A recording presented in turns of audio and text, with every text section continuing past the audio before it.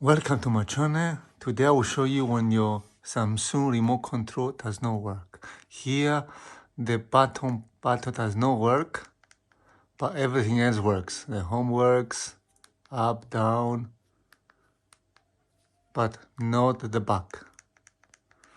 So what you can do when you have this situation? So take off the batteries.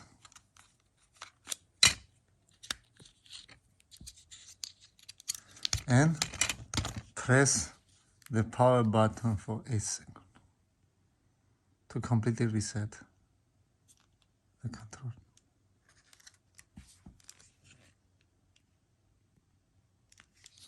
And after put the battery buttons back.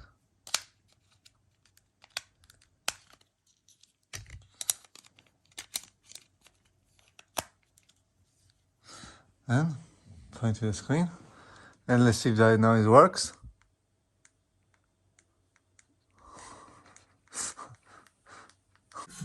Let's see if this works. So we press hold. It works. But you have to press longer, or that didn't work before. So that's the solution. Just make sure you press a bit longer and it works. Okay, thank you for watching my video. Thank you, bye-bye.